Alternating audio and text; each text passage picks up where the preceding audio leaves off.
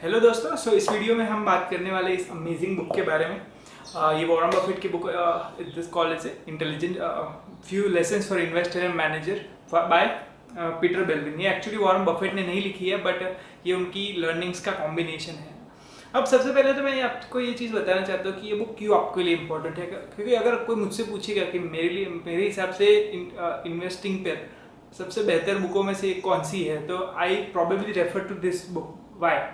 The reason being कि इस book में जिस डेप्थ के साथ वॉरेन बफेट ने बात की है, आप समझ सकते हैं कि आप अगर वॉरेन बफेट को नहीं जानते तो आपको शायद पता ना हो, तो मैं आपको बता दूं, वो आज दुनिया की सबसे बड़ी कंपनियों में से एक बर्कशायर हाथवे उसके चेयरमैन और सीईओ है, और वो आज ऑलमोस्ट 87 ईयर्स उनकी एज है।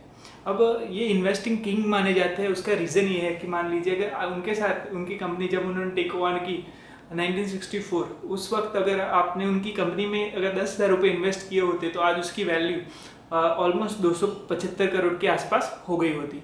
तो इसी चीज़ से आप समझ सकते हैं कि आप उन्होंने अपनी कंपनी के अंदर कितना वैल्यू ऐड किया है।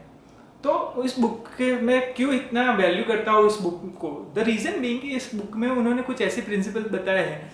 उन्होंने एक ऐसा छोटा सा प्रिंसिपल जो बेसिक फंडामेंटल उन्होंने बताया कि अगर आप वो प्रिंसिपल नहीं जानते या उसका यूज़ नहीं करते अपने इन्वेस्टिंग के अंदर, अपने बिजनेस के अंदर, तो आप और कितनी भी चीज़ें अगर सही क्यों ना कर ले, पर आप सक्सेसफुल नहीं हो सकते फाइनेंशियली। इसके अलावा उन्होंने कुछ ऐसे मैनेजमेंट टिप्स दी है जो कि नॉर्मली हम लोग नहीं समझ सकते। उन्होंने एक ऐसी एग्जाम्पल दिया कि जहाँ पर एक कंपनी थी, वहाँ पे क्या हुआ कि वहाँ पे उनके जो चेयरमैन थे, वहाँ पे उनके सीईओ थे, तो सीईओ वो कंपनी लॉस कर रही थी, पैसा डूब रहा था, फिर भी सीईओ का जो पर्सनल नेटवर्थ था वो बढ़ रहा था। तो इंसेंटिव स्ट्रक्चर में कुछ ऐसा लफड़ा हुआ था कि कुछ ऐसा हुआ था कि सीईओ का खुद का पैसा कंपनी लॉस होने के बावजूद बढ़ रहा था। तो उन्होंने उसका एग्जाम्पल दिया है और उन्होंने ये समझाया है कि किस तरह से आपको प्रॉपर इंसेंटिव सेट करने चाहिए। क्योंकि अगर मान लीजिए कि अगर आपकी कंपनी लॉस कर रही है फिर भी सीईओ कमा रहा है, तो सीईओ क्यों करेगा? अपनी कंपनी के बेहतर के लिए काम क्यों करेगा? तो आपको ये चीज़ समझनी होगी कि इस बुक में वो समझाते हैं कि किस तरह से आपको इंसेंटिव उस तरह से सेट करने चाहिए कि जिस तरह से कंपनी में काम करने वाला हर व्यक्ति कंपनी के अच्छे भले के लिए सोचे, कंपनी को आगे ले जाने के लिए सोचे। इसके अलावा उन्होंने कुछ और भी चीज़ें अपनी दिखाई है, क्या फंडामेंटल्स है इन्वेस्टिंग के, बिजनेस के, ये उन्होंने समझाया है। मैं आपको इस बुक में से ही उनके आज जिस चीज़ के बारे में हम बात करने वाले हैं उसको कॉन्सेप्ट है प्राइस और वैल्यू का। और ये बहुत ही फंडामेंटल कॉन्सेप्ट है प्राइस और वैल्यू, क्योंकि ज़्यादातर लोग इस चीज़ को नहीं समझते कि वैल्यू और प्राइस टैग आपको हर चीज़ में मिल जाता है। अगर आप आज मॉल में जाओगे या फिर अमेजोन पे जाओगे या ऑनलाइन के, तो आपको प्राइस टैग तो मिल जाएगा, पर क्या वो आपको वैल्यू टैग होता है? नहीं होता। तो वैल्यू आपको समझनी पड़ेगी। इंट्रिंसिक वैल्यू का कॉन्सेप्ट एक ऐसा कॉन्सेप्ट है जिसको शायद आधे घंटे में बात करना है वो पॉसिबल नहीं है। लोग इस पर पीएचडी करते हैं। बट वॉरेन बफेट की स्ट्रेटेजी आज हम समझेंगे कि सबसे पहले तो मैं आपको उनकी ही डेफिनेशन बताना चाहूँगा कि वो किस तरह से वैल्यू करते हैं बिजनेस को।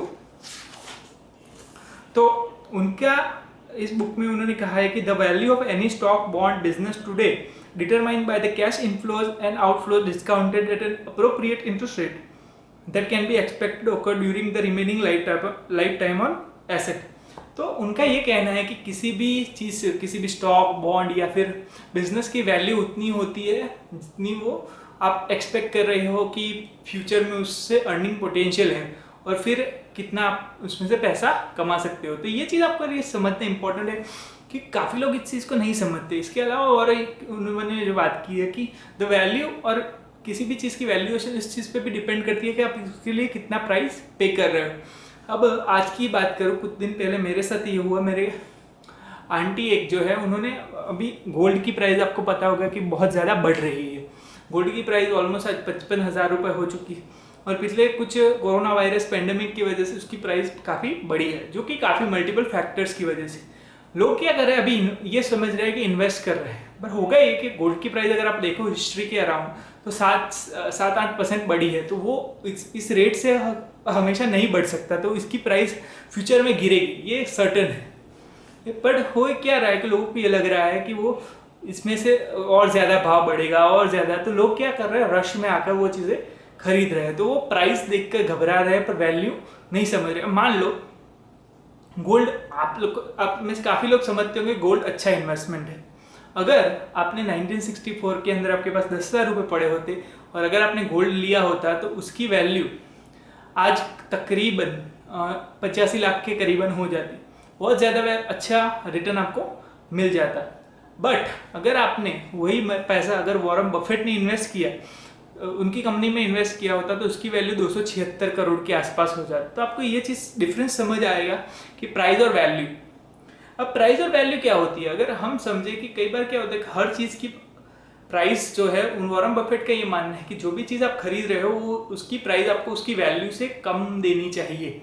अगर आप मान लो अगर कोई अच्छा इन्वेस्टर है तो वो देखता है कि मुझे एटलीस्ट 10x रिटर्न मिलना चाहिए। मतलब कि वो अगर 1 रुपया खर्च कर रहा है तो उसको उसमें से 10 रुपया वापस मिलना चाहिए।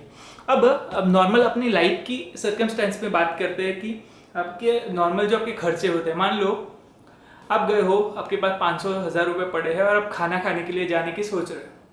आप कहीं पे गए, अपने कोई जंक फूड, आपके पास ऑप्शन है, आप या तो एक अच्छा सा जगह पर जा सकते हो जहाँ पे आपको अच्छा हेल्दी खाना मिले, पर वो थोड़ा एक्सपेंसिव है। और एक ऑप्शन है कि वहाँ पे जाके आप जंक फूड खा सकते हो, मान लो पिज़्ज़ा है, बर्गर।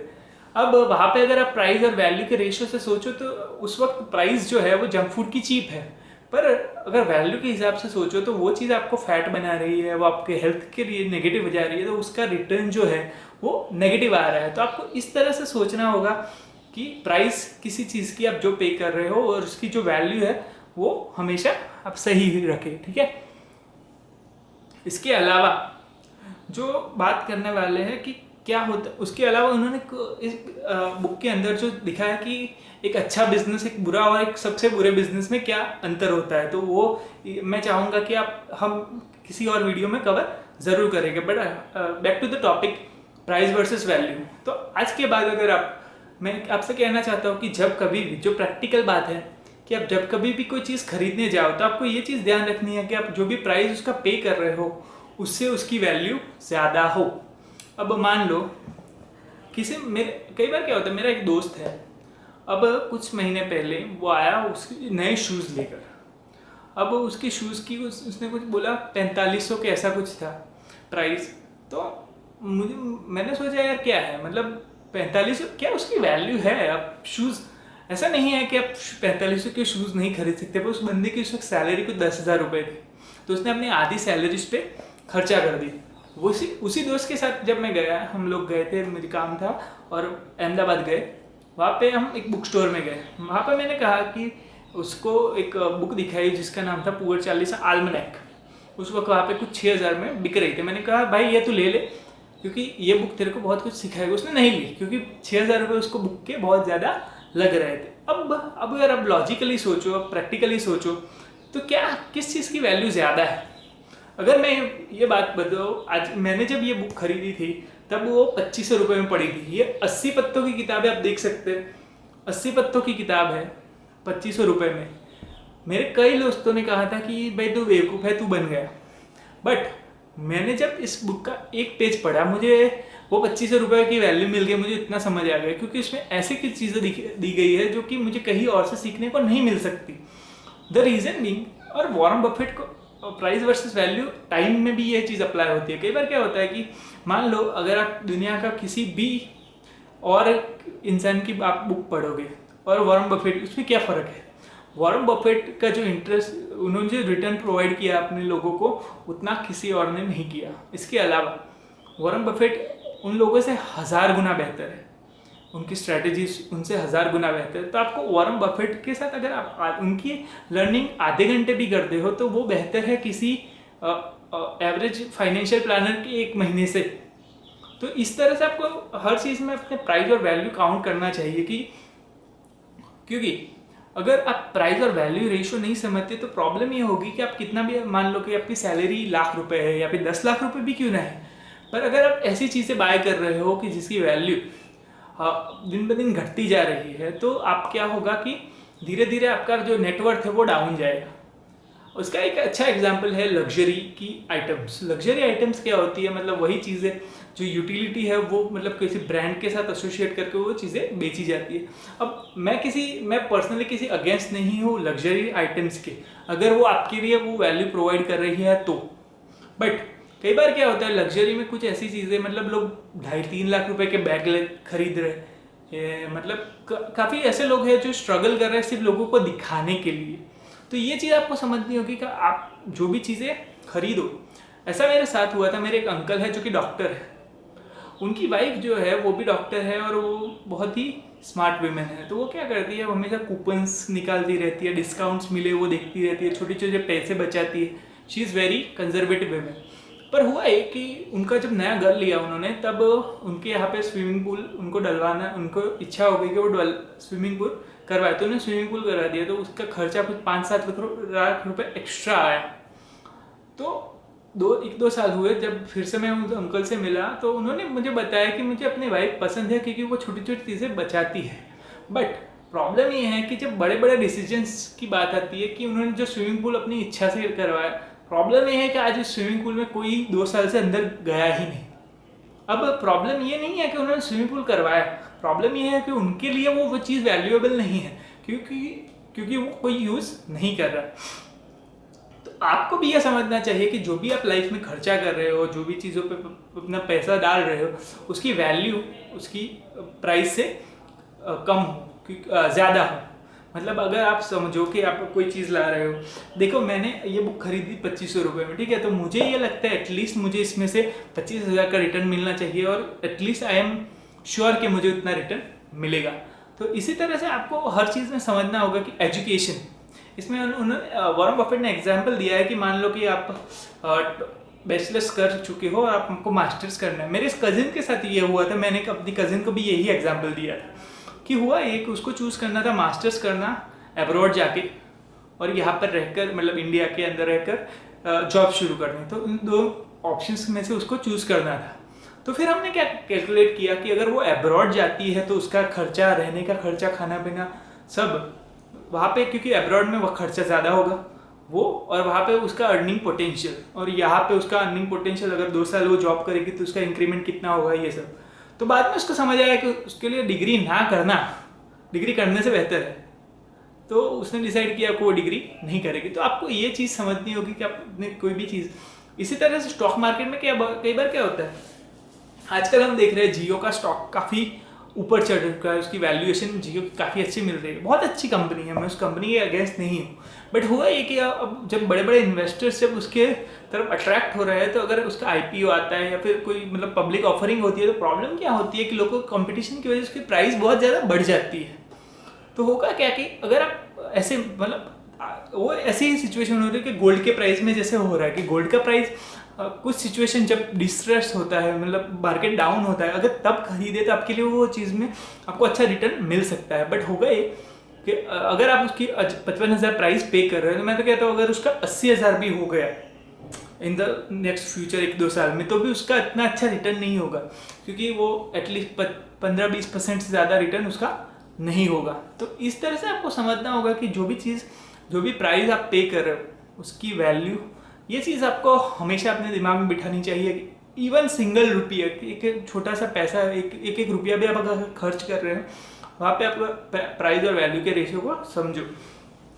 और हर बार चीप चीज़, जो सस्ती चीज़ होती है, उसकी वैल्यू मतलब कम नहीं होती। कई बार क्या होता है कि अगर आपने देखा होगा, आपके एक्सपीरियंस भी किया होगा, कई बार क्या होता है कि हम कुछ चीज़ें, बहुत सस्ती चीज़ें हम लेकर आ जाते हैं, पर वो चीज़ टूट जाती है। मान लो कि मैकेनिकल वर्क है, मेरे घर पे एक बार ज़रूरत पड़ी थी स्क्रू ड्राइवर की, हम लेने गए तो वहाँ पे उस बंदे ने हमको 3 ऑप्शन दिखाए। तो मैंने क्या किया कि मैंने सोचा यार वो लंबा तो कुछ ज़रूरत है नहीं, तो मैंने सस्ता वाला ले लिया। पर प्रॉब्लम क्या हो कि जब वो स्क्रू ड्राइवर का जब 1-2 बार यूज़ किया वो टूट गया, ये वो अच्छे से काम नहीं कर रहा था, टाइम बहुत फ्रस्ट्रेट हो रहा था। जब मैं दूसरी बार गया, मैंने उस बहुत अच्छा वाला, उस बंदे ने मुझे अच्छा वाला दिखाया, मैंने लिया। ऑलमोस्ट 7-8 साल होने को आए, उसकी प्राइस उससे डबल थी, पर 8 साल होने का उसको कुछ नहीं हुआ। तो इस तरह से आपको समझना होगा कि जो भी चीज़ आप खरीद रहे हो, मैं ये नहीं कहता कि ब्रांडेड, कई बार क्या होता है ब्रांडेड कपड़े दूसरे कपड़ों से बेहतर होते हैं, अब कई बार अगर आप रेगुलर मान लो कि अगर आप कोई ऐसे प्रोफेशन में हो कि आपको सूट पहनने की ज़रूरत पड़ती है डेली, या फिर मतलब काफ़ी ओकेजनली, तो आपके लिए एक अच्छे सूट रेमंड का हो या फिर कोई भी हो, वो आपके लिए इन्वेस्टमेंट है, तो आप वहाँ पे ज़्यादा पैसा डालो। बट ऐसा मत करो। लाइक मेरी मम्मी के साथ भी हुआ था कि मेरी कज़िन की शादी थी, तो उन्होंने क्या कि बहुत एक्सपेंसिव साड़ी ले ली। तो उन्होंने एक बार पहनी, 2 बार पहनी और फिर नहीं पहनी। तो प्रॉब्लम क्या है, ये चीज़ नहीं गलत नहीं है कि उन्होंने साड़ी एक्सपेंसिव साड़ी ली, बट द थिंग इज़ वो रेंट कर सकती थी। आजकल रेंट पे हमारे यहाँ पे मिल जाती है। तो प्रॉब्लम ये होती है कि उनके लिए वैल्यू कितनी उनको मिल रही है। अगर वही चीज़ अगर उन्होंने काफ़ी बार पहनी होती तो उसकी वैल्यू वो निकाल सकते थे। पर तो कई बार क्या होता है कि आप जो भी खरीदो, अगर आपके लिए वो चीज़ यूटिलिटी है, अगर आपके लिए वो चीज़ वैल्यूएबल है तो सही है। अगर आपके लिए वो चीज़ वैल्यूएबल नहीं है तो प्रॉब्लम है। क्योंकि ये चीज़ आपको समझनी होगी कि इंडिविजुअली हर इंसान के लिए वैल्यू का मतलब अलग अलग होता है। मान लो मैं अपनी बात करूं, मेरे एक अंकल हैं। अब वो अंकल जो है वो डॉक्टर है, जो मैं आपको बात की, उनका आज से कुछ साल पहले, मतलब कुछ 1-2 साल पहले, उनको पता था कि मैं ऐसे बुक्स पढ़ता हूँ, तो उनको एक डिसीजन लेना था कि उनको घर पे एक मेड हायर करनी और एक ड्राइवर हायर करना। तो उन्होंने सोचा कि मार्केट से ज़्यादा पैसे, क्योंकि उस वक्त काफ़ी हमारे सिटी में अवेलेबल नहीं थे, उनको ज़्यादा पे करना पड़ रहा था। तो उन्होंने सोचा कि लेना चाहिए या नहीं। तो फिर हम लोगों ने बैठ के कैलकुलेट किया कि वो अंकल जो है वो ऑन आवर अगर वो 1 घंटा ज़्यादा काम करते तो एटलीस्ट वो 2 से 5 हज़ार रुपये ज़्यादा कमा सकते थे। और वो जो काम के लिए हायर करने वाले थे उसका टोटल वर्क जो था वो 30 हज़ार रुपये उनको देना पड़ता, और उनका जो टाइम फ्री अप होता वो एटलीस्ट वो दिन का 2 से 3 घंटा, मतलब 90 घंटे वो उनके फ्री हो जाते। तो हमने कैलकुलेट किया 90 घंटे हैं, उसको 2 या 5 हज़ार, तो 1,80,000 से लेकर 4.5 लाख तक उनका पर्सनली फ़ायदा होता है। और वही चीज़ किसी जो काम जो उनको हायर करना था वो सिर्फ 30 हज़ार रुपये में पड़ता था, तो उनके लिए वो वैल्यूबल था। बट अगर ऐसे सिचुएशन में होती कि अगर वो काम वो खुद नहीं करते पर किसी और से करवाते हैं मेड हायर करके, पर जब वो उसी टाइम जो बचता है वहाँ पे उनको कुछ वैल्यू नहीं मिल रही, तो वो उनके लिए एक्सपेंसिव हो जाएगा। ये बहुत कॉम्प्लिकेटेड चीज़ें हैं, तो आपको समझने में शायद देरी लग सकती है, बट आपको एटलीस्ट ये समझना होगा कि किसी भी चीज़ जो भी आप बाय कर रहे हो उसकी प्राइस और वैल्यू रेशियो हमेशा मेंटेन रहे। So thank you. और मैं चाहूँगा कि आप कमेंट्स में लिखें कि आपकी लाइफ के किसी एग्जांपल दे कि जहाँ पर आपने किसी चीज़ की प्राइस और वैल्यू रेशियो को मैसअप किया हो, मतलब प्राइस कोई चीज़ खरीदी जिसकी वैल्यू कम थी पर आपने बहुत ज़्यादा प्राइस पे की। तो thank you and see you in the next video.